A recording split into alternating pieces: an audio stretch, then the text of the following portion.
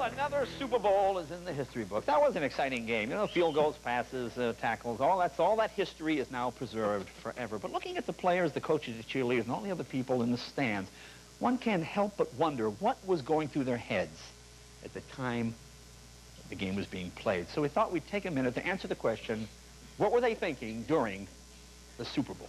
For example, Mike Holmgren seems to be coaching the most serious game of the year, but he's actually thinking, I can't work the drive-thru window and coach at the same time. Come on. Now these refs, these referees have to pay very close attention to the game, but what are they really thinking? Oh, we got to get back to Foot Locker by 5. Now, during the halftime show, one of Smokey Robinson's dancers has something other than his routine on his mind. He's thinking, uh-oh. For an old guy, Smokey's got a nice butt. Look at that guy. Man, how was that? That was cool. Now, these Broncos are happy about finally getting a touchdown, but they're really thinking, this feels good, but, you know, not in a gay way. Not that there's anything wrong with that. Now, Green Bay's Mark Chmura reaches high for the touchdown, and he's thinking, see? And they say white men can't jump. But no. And here's the Budweiser blimp hovering over the Super Bowl. He's surprised to learn what it's thinking. It's thinking, oh, Mr. Yeltsin, your ride is here. Yeah. And finally, legendary Broncos quarterback John Elway focuses on a key moment of the game. He's thinking, we're about a Tommy Lee away from scoring. Okay.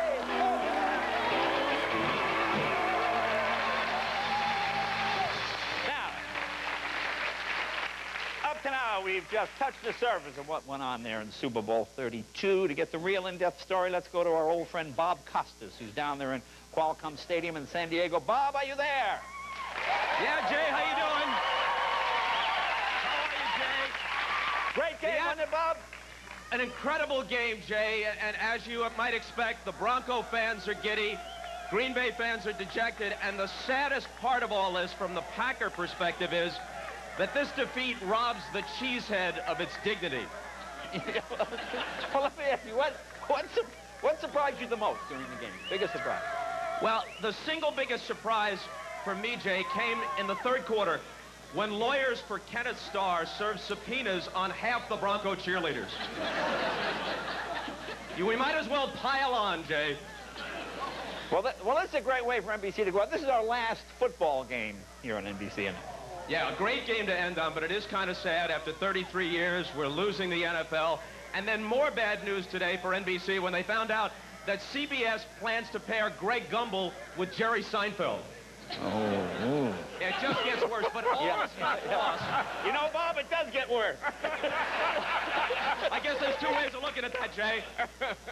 There is, however, a silver lining for NBC, yes, because even though we're without football, yes, in a surprise announcement, NBC says the Packers' Gilbert Brown will join the cast of Caroline in the City. Score!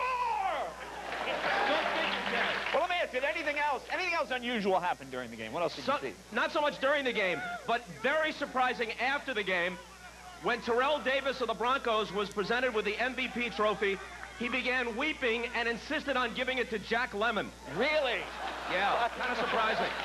Kind of surprising. Well, you know, I played a little football in college, but I had to quit. But I was left hand. What was the problem, Jay? The chin strap on your helmet kept breaking? Yes.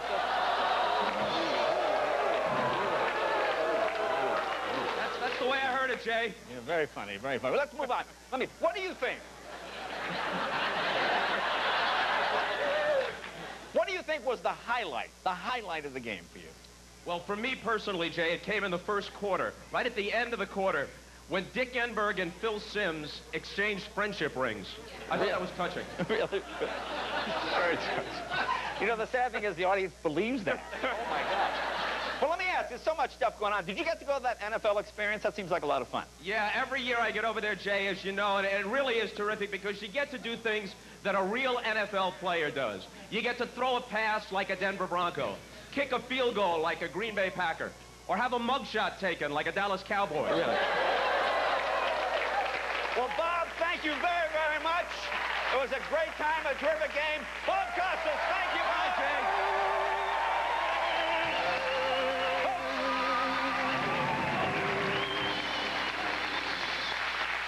We have got a great show for you tonight.